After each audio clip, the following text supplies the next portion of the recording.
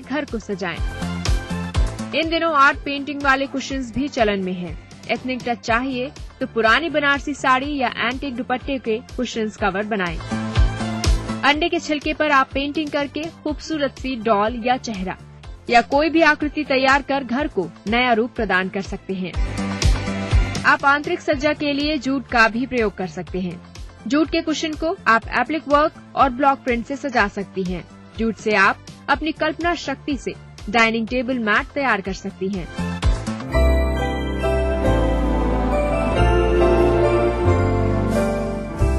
तो फ्रेंड्स, अगर आपके भी हैं कोई सवाल या अगर आप भी जुड़ना चाहती हैं संगिनी से या जानना चाहती हैं कोई भी इन्फॉर्मेशन संगिनी के बारे में, तो उसके लिए आप हमारे फेसबुक पेज को विजिट करें और लाइक करें। अगर आपको भी भेजना है कोई मैसेज तो वो आप भेज सकती हैं हमारे फेसबुक पेज पर। दोस्तों, जैसे कि हम जानते हैं कि संगिनी पर चल रहा है एक एक्साइटिंग सेल्फी कॉन्टेस्ट, और अब मैं आपको मिलवा देती हूँ हमारी आज की 5 सेल्फी कंटेस्टेंट से। संगिनी सेल्फी कॉन्टेस्ट की आज की पहली पार्टिसिपेंट है नयनसी जैन, भोपाल मध्य प्रदेश से। संगिनी सेल्फी कॉन्टेस्ट की आज की दूसरी पार्टिसिपेंट है शालिनी गुप्ता, सहरसा बिहार से। संगिनी सेल्फी कॉन्टेस्ट की आज की तीसरी पार्टिसिपेंट है शालिनी वर्मा, मुजफ्फरनगर उत्तर प्रदेश से। संगिनी सेल्फी कॉन्टेस्ट की आज की चौथी पार्टिसिपेंट है अंजलि मेहरा, रुड़की उत्तराखंड से। और संगिनी सेल्फी कॉन्टेस्ट की आज की 5वीं पार्टिसिपेंट है श्रुति गुप्ता, राजनांदगांव छत्तीसगढ़ से। दोस्तों, मुझे उम्मीद है कि आज का ये एपिसोड आपको जरूर पसंद आया होगा। अब दीजिए अपनी होस्ट गुंजन और संगिनी की पूरी टीम को इजाजत। हम फिर मिलेंगे इसी समय इसी चैनल पर। तब तक के लिए बाय बाय।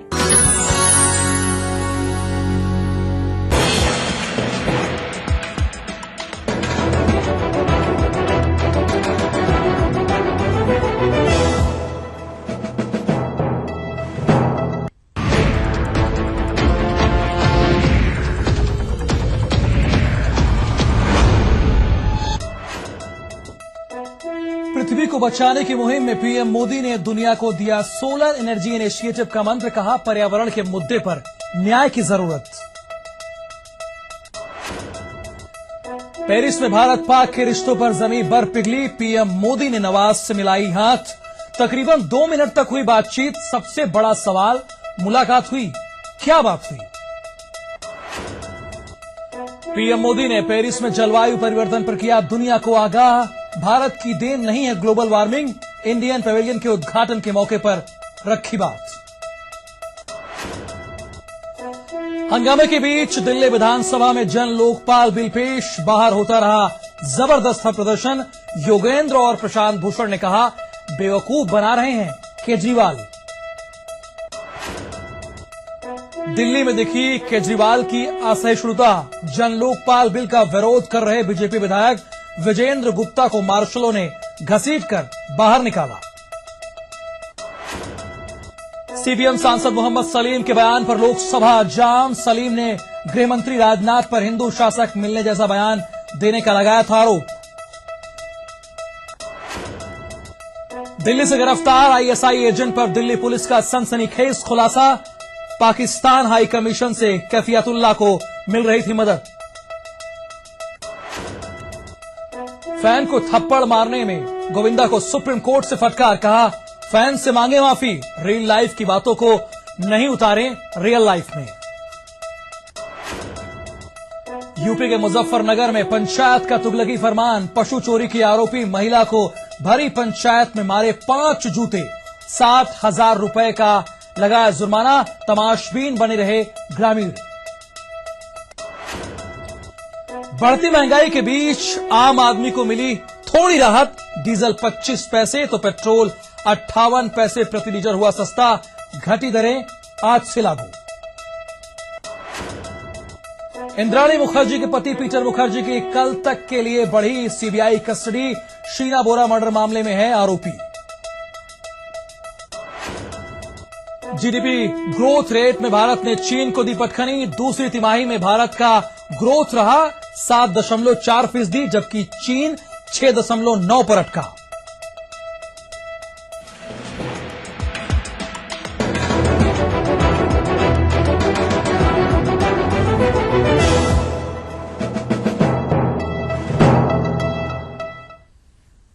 नमस्कार, आप देख रहे हैं फाइनल रिपोर्ट और मैं हूं आपके साथ राहुल सौमित्र।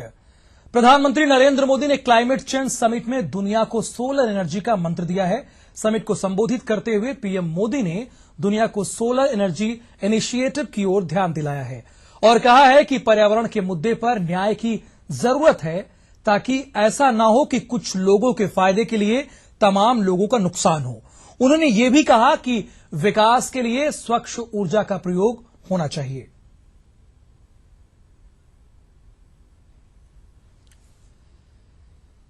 इधर पेरिस में जलवायु सम्मेलन में शिरकत करने पीएम मोदी ने दुनिया के कई राष्ट्राध्यक्षों से मुलाकात की।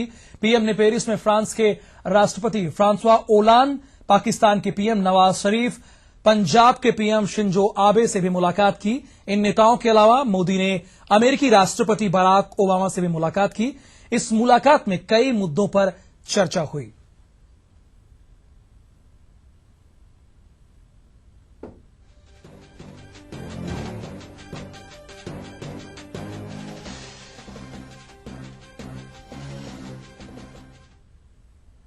इधर पेरिस क्लाइमेट चेंज समिट के दौरान वो हुआ जिसकी उम्मीद नहीं थी। पेरिस में अचानक क्लाइमेट चेंज हो गया और यहां कड़ाके की ठंड में भारत और पाकिस्तान के रिश्तों पर जमी बर्फ पिघली। पीएम मोदी ने पाकिस्तान के प्रधानमंत्री नवाज शरीफ से गर्मजोशी के साथ हाथ मिलाया। दोनों ने एक दूसरे के कान में कुछ कहा। इस दौरान दोनों के बीच हंसने हंसाने का दौर भी चला। लेकिन इस मुलाकात में क्या बात हुई? हाथ तो जरूर मिले, क्या दिल मिले? ये सवाल अभी भी कयासों के तौर पर तैर रहे हैं और सवाल यही है कि इस मुलाकात से आखिरकार मिला क्या?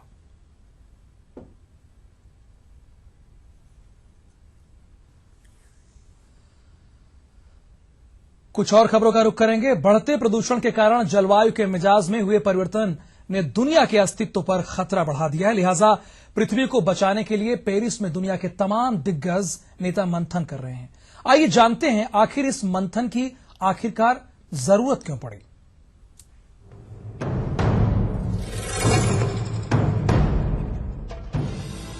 प्रकृति रक्षति रक्षिता, भारतीय मूल्यों का ये सूत्र वाक्य पूरी दुनिया के लिए मार्गदर्शक बना हुआ है। जिस प्रकृति का हमने अपनी सुख सुविधाओं में इजाफा करने के लिए बेतरतीब दोहन किया, अब उसे बचाने के लिए मंथन किया जा रहा है। पेरिस में पृथ्वी को बचाने के लिए दुनिया भर के नेता मंथन कर रहे हैं। आइए जानते हैं कि पेरिस में क्लाइमेट चेंज समिट का मकसद क्या है। 12 दिवसीय सम्मेलन का लक्ष्य पृथ्वी को बचाना है। इसके लिए पिछले 20 साल में पहली बार जलवायु पर एक कानूनी बाध्यकारी और यूनिवर्सल एग्रीमेंट को अमल में लाना है, ताकि दुनिया के 195 देश 2020 तक उत्सर्जन की सीमाएं तय करने के लिए बाध्य हों। साथ ही ग्लोबल वार्मिंग को 2 डिग्री सेल्सियस से नीचे रखने पर उपायों पर चर्चा करना और इसे हकीकत में तब्दील करना। वैज्ञानिकों के मुताबिक 1850 से धरती का औसत तापमान 1 डिग्री सेल्सियस बढ़ा है, जबकि औद्योगिक क्रांति शुरू होने के बाद से कार्बन डाइऑक्साइड के उत्सर्जन में 30% की बढ़ोतरी हुई है। कार्बन उत्सर्जन को ही लू, बाढ़, सूखा और समुद्र के जलस्तर में बढ़ोतरी का कारण माना जा रहा है। वैज्ञानिकों ने तो चेतावनी भी दी है कि अगर पृथ्वी के तापमान को बढ़ने से नहीं रोका गया तो दुनिया को तूफान, सूखे और समुद्र के जलस्तर बढ़ने जैसी प्राकृतिक आपदाओं का सामना करना पड़ेगा। इन तमाम दुश्वारियों को देखते हुए पेरिस सम्मेलन का मकसद एक ऐसा रास्ता निकालना है जिससे ग्रीन हाउस गैसों के उत्सर्जन में कमी लाई जा सके और विकासशील देश अपनी विकास यात्रा को जारी रख सकें। लेकिन पृथ्वी को बचाने के इस पाक मकसद के पीछे कई दुश्वारियां भी हैं।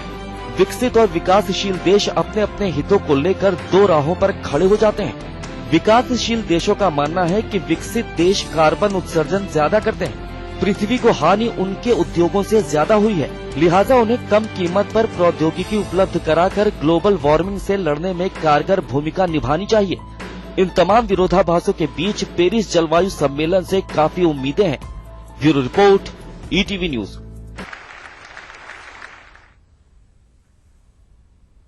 तो इस जलवायु सम्मेलन से काफी उम्मीदें हैं। इधर असहिष्णुता और सहिष्णुता पर बहस तो इस देश में उस वक्त से शुरू हो गया होगा जब पहली बार किसी का धार्मिक आधार पर बहिष्कार हुआ होगा। लेकिन इस बार असहिष्णुता की आग दादरी के अखलाक की मौत पर शुरू हुई। नाम राम हो या रहीम, फर्क नहीं पड़ता। सवाल तो ये है कि ऐसा क्यों होता है। जवाब संसद को देना था। जरा देखिए क्या जवाब मिला संसद से।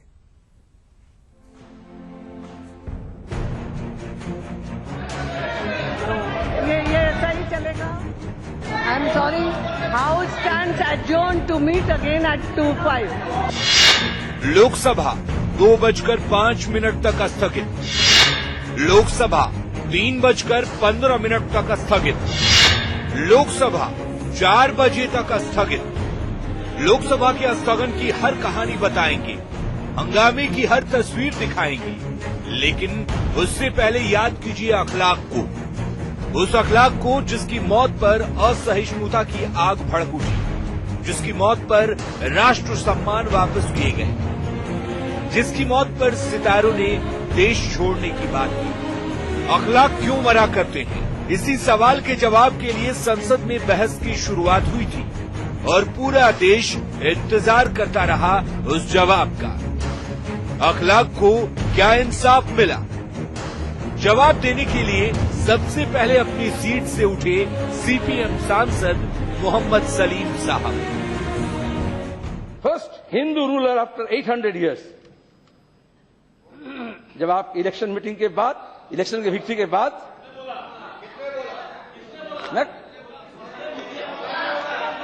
गृह मंत्री जी बोले तो आपका हमें ऑडियो फिर देना पड़ेगा. गृह मंत्री जी बोले. अच्छा,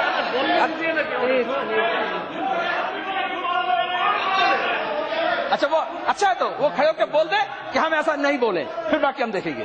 वो खड़े होकर बोल दे. 800 साल बाद या 1000 साल बाद कौन शासक है और कौन शासक था, जवाब इस पर नहीं चाहिए था.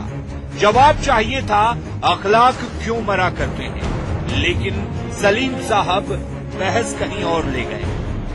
आप इसका खंडन वहां कीजिए. I want to see you write a letter to the editor. Writer of the article is Pranay Sharma, my good old friend, university life से. प्लीज ऑथेंटिक नोट करते हैं. मैं ये नहीं कहा कि आप सदन में कहें, मैं नहीं कहा कि आप टेलीविजन में कहें. मंत्री ने 800 साल की गुलामी की क्या आप सिखाते हो और जगह. सलीम साहब के इस बयान और बयान में छुपे तंज से गृह मंत्री आहत हो गए और उन्होंने सलीम साहब से इसे साबित करने या फिर माफी मांगने को कहा. और उन्होंने बहुत ही गंभीर आरोप लगाया है मेरे ऊपर और मैं उनसे कहना चाहूंगा कि मैंने कहां बोला है इसे, किस अवसर पर मैंने बोला है. वह पूरे सदन को बताएं अथवा उन्हें क्षमा याचना करनी होगी सदन के सामने. अध्यक्ष महोदय, ऐसे आरोप नहीं लगाने चाहिए. बहस लंबा हो गया, हंगामा बढ़ने लगा तो स्पीकर ने सलीम साहब के इस बयान को रिकॉर्ड से बाहर निकलवा दिया. लेकिन इस बहस और हंगामे के बीच उस सवाल का जवाब नहीं मिला कि अखलाक क्यों मरा करते हैं. संसद पहले भी मौन थी, संसद फिर मौन रही. हाँ, बहस और हंगामे का दौर आगे जरूर बढ़ गया, जहां सवाल उठे और जवाब की जगह सवाल दर सवाल होते रहे. Bureau report, ETV news.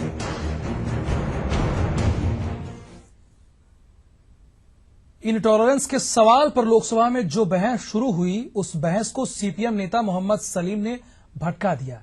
ऐसे में ये सवाल उठना लाजमी है कि आखिर मोहम्मद सलीम के बयान की सच्चाई क्या है. वो गलत है बयान. आपने तो नहीं सुना है. प्लीज कर लो, मैं खड़ा हूं. क्या करोगे? कर लो, कर लो. क्या करोगे? फांसी में चढ़ाओगे? सूली में चढ़ाओगे? दिस इज नॉट अ वे. मोहम्मद सलीम जिस बयान पर अड़े रहे, डटे रहे, जिस बयान के लिए वो गृह मंत्री राजनाथ सिंह को कोसते रहे, खुद फांसी पर चढ़ने का दावा करते रहे, उस बयान की सच्चाई से जब पर्दा उठा तो करोड़ों लोग सकते में आ गए. जिस बयान को मोहम्मद सलीम राजनाथ का बता रहे थे, दरअसल वो बयान राजनाथ सिंह का था ही नहीं. वो बयान तो दिवंगत बीएचपी नेता अशोक सिंघल ने दिया था. दिल्ली में विश्व हिंदू परिषद के एक कार्यक्रम के उद्घाटन के मौके पर 22 नवंबर 2014 को अशोक सिंघल ने कहा था कि दिल्ली में 800 साल बाद स्वाभिमानी हिंदू द्वारा शासन किया जा रहा है. पृथ्वीराज चौहान के बाद एक हिंदू के हाथ में सत्ता आई है. सिंघल के इसी बयान को राजनाथ सिंह का बयान बताकर मोहम्मद सलीम ने लोकसभा में बवाल मचा दिया. First Hindu ruler after 800 years. वो खड़े होकर बोल दे कि हम ऐसा नहीं बोले, फिर बाकी हम देखेंगे. वो खड़े होकर बोल दे. सलीम साहब का यह बयान तो संसद की कार्यवाही से बाहर कर दिया गया है. लेकिन सवाल ये है कि असहिष्णुता पर सरकार को घेरते घेरते ये सांसद खुद असहिष्णु क्यों हो जाते हैं और क्यों लोकतंत्र के मंदिर में झूठ बोलते हैं और 125 करोड़ लोगों से धोखा करते हैं। Bureau report, ETV news. खबरें लगातार जारी रहेगी, आप देखते रहिए ईटीवी।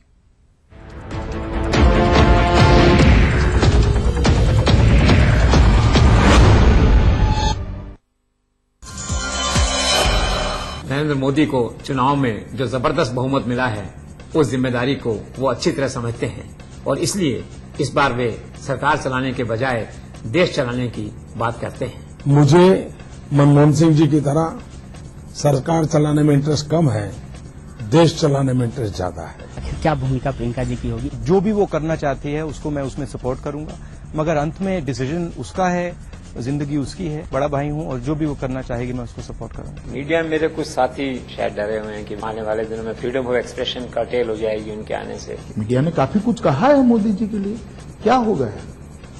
कुछ नहीं होता। हम डेमोक्रेटिक चीजों में भरोसा करते हैं और दिल से भरोसा करते हैं। हमारा मानना है कि ठीक है, निंदा होती है तो होए और जनता के सामने जाए, बाद में जनता तय करे कि सच क्या है, और जनता ने किया भी है। 2010 के बाद से तो देश में राजनीति में काफी परिवर्तन आया है। Narendra Modi factor, BJP factor, कैसे हैंडल करेंगे? मैं बगैर किसी दुर्भावना के काम करूंगा और केंद्र सरकार से सब प्रकार के सहयोग की अपेक्षा रखूंगा और केंद्र के साथ मैं सहयोग भी करूंगा। गांधी परिवार से बनते बिगड़ते रिश्तों पर ये कहा कि तो प्रजा और राजा का रिश्ता है। बाबूजी का जो रिश्ता रहा है उनके हमारे गांधी परिवार के साथ, उसका मैं आदर करूंगा।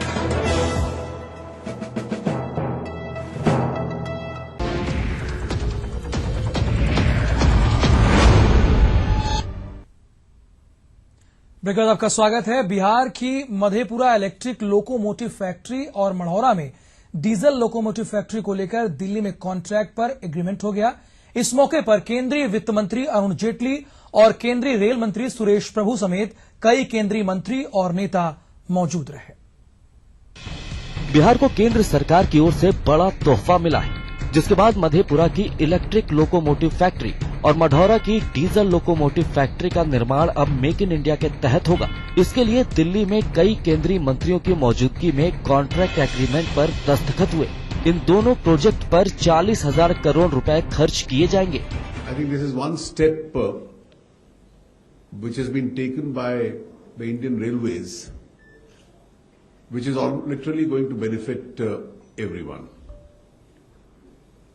First of all, it's going to benefit the Indian Railways itself. We decided to expedite this process. We invited new bids, and the whole process was so transparent. I must admit, till the end, I also didn't know who has got appointed. This was that transparent process. कार्यक्रम में JDU के राष्ट्रीय अध्यक्ष शरद यादव और मधेपुरा से सांसद पप्पू यादव भी मौजूद रहे, जिन्होंने इस कदम के लिए सरकार का शुक्रिया अदा किया। पिछले 10 बरस से ये बात लटकी हुई थी। मैं और जिस इलाके में, चाहे वो दोनों जगह बहुत ही पिछले इलाके हैं, कि 2013-14 के एग्रीमेंट के मुताबिक वहां के किसानों को राशि भुगतान करने की बात कही गई थी। वो प्रस्ताव भारत सरकार का है और जिसके द्वारा किसान की जमीन ली गई है, उस किसानों की जमीन के परिवार को एक नौकरी देने की बात उस प्रस्ताव में। केंद्र सरकार के इस तोहफे से बिहार को काफी फायदा होगा। उम्मीद है कि जल्द ही इन दोनों फैक्ट्रियों के बनने का काम शुरू हो जाएगा, जिससे बिहार के विकास में भी काफी फायदा पहुंचेगा। Bureau report, ETV news. खबर कानपुर से है। कानपुर की नूरजहां को पीएम मोदी ने सारे जहां का नूर बना दिया। नूरजहां की ख्वाहिश थी कि अपने घर के अंधियारे को दूर करने की, इस ख्वाहिश ने उसे सारे जहां का अंधियारा दूर करने का ब्रांड एम्बेसडर बना दिया।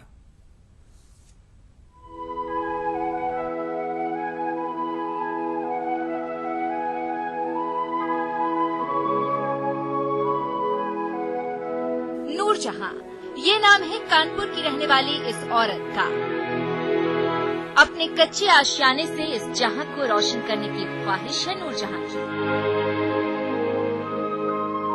कानपुर के आसपास कितने ही गांव हैं जहां रोशनी की किरण सिर्फ दिन में होती है, लेकिन शाम ढलते ही अंधेरा जैसे ही इलाके को अपनी गिरफ्त में लेता है, नूरजहां की कोशिश उन अंधेरों को दूर कर देती है।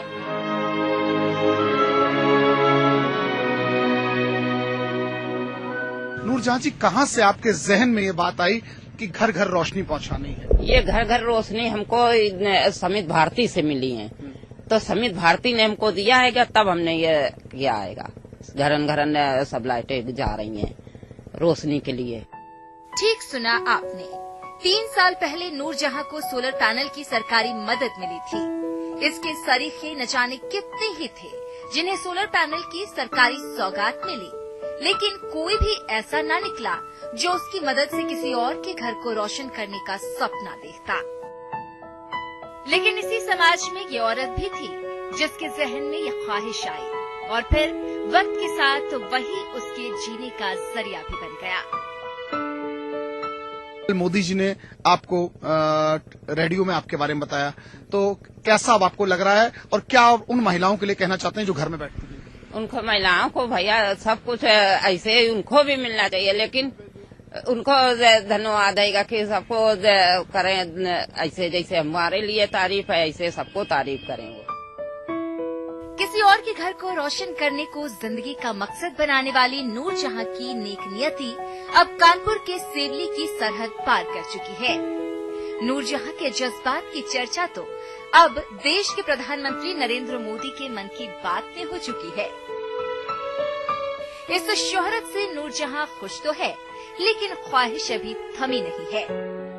ठीक ही कहा गया है कि अगर नीयत अच्छी हो तो नियति अच्छी ही होती है।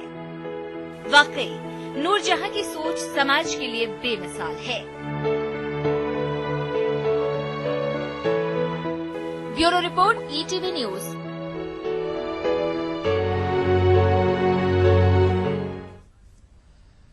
फाइनल रिपोर्ट में रुकेंगे एक छोटे से ब्रेक के लिए।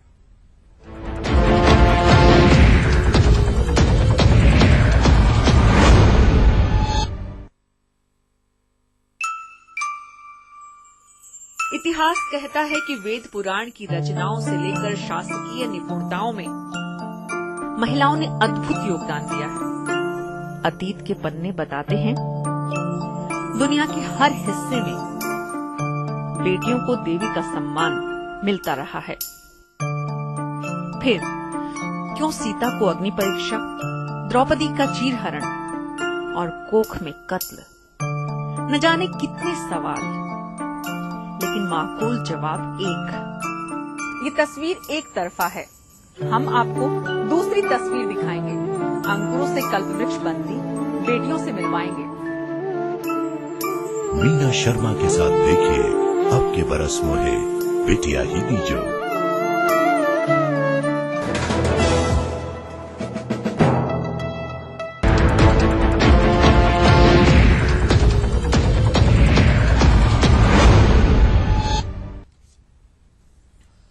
इधर गोवा में 20 नवंबर से चल रहे 46वां भारत अंतर्राष्ट्रीय फिल्म महोत्सव 2015 का सोमवार को समापन हुआ। समापन के मौके पर कई दिग्गज मौजूद रहे। 10 दिन तक चले समारोह की आखिरी दिन कई कैटेगरी में अवार्ड भी दिए गए। समारोह में खास तौर पर मौजूद रहे सूचना प्रसारण मंत्रालय के सचिव सुनील अरोड़ा ने भी पुरस्कार बांटा। अपने संबोधन की शुरुआत करते हुए अरोड़ा ने पूरी इंडस्ट्री को चंद शब्दों में बयां कर दिया। इस खास मौके पर ETV news network head Jagdish Chandra भी मौजूद रहे। उन्होंने कहा कि इस कामयाब आयोजन का श्रेय युवा नेतृत्व को जाता है।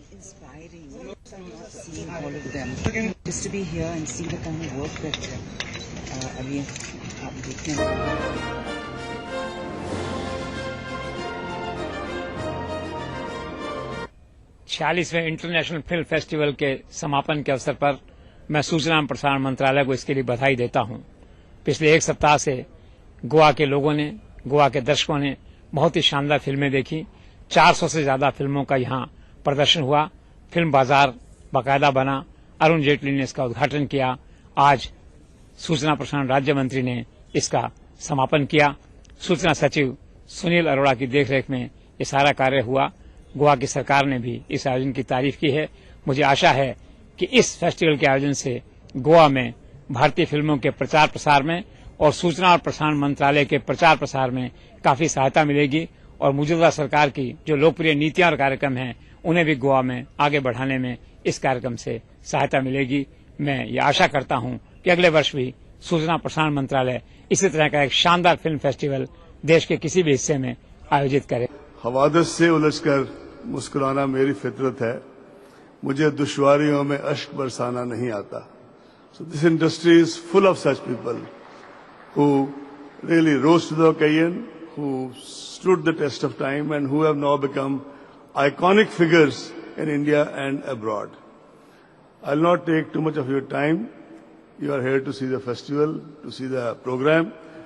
Whenever any such thing ends, one wonders what next. The next is IFFI 16. And we hope that IFFI 16 in every way would be a step up on IFFI 15. Honorable CM Goa in the opening said that we are on the way to making permanent facilities here. I am sure Government of Goa will do something about it, as they are already doing. Sir, I had the occasion of attending 2-3 meetings here in the run-up to the festival, and I can assure you that the kind of cooperation we got from your team, I can never forget it all my life. And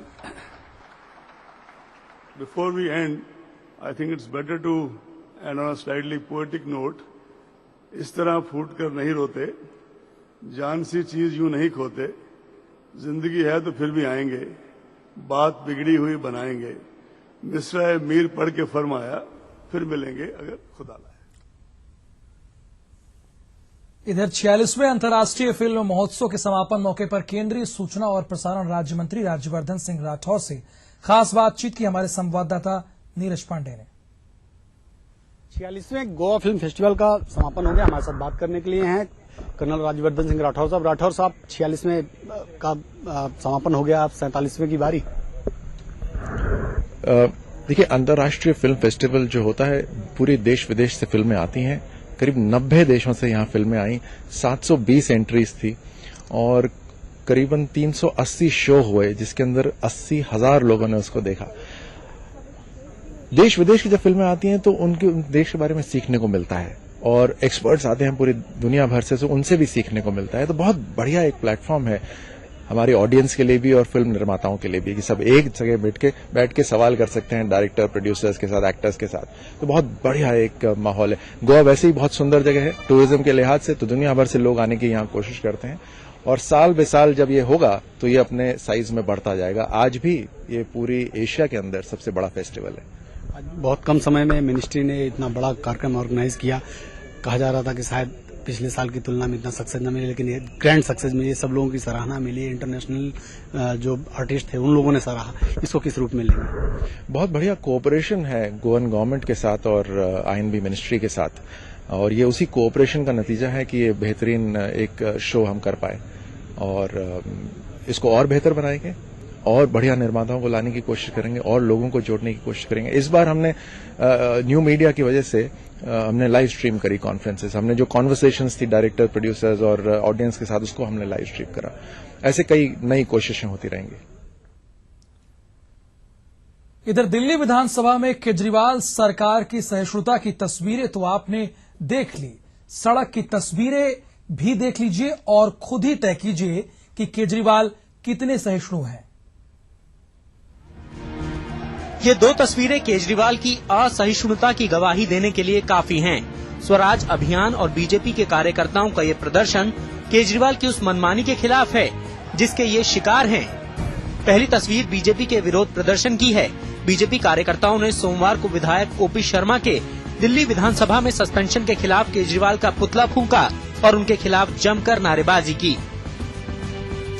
OP Sharma को आप विधायक अलका लांबा पर आपत्तिजनक टिप्पणी के मामले में suspend किया गया है, जिसका ये विरोध कर रहे हैं।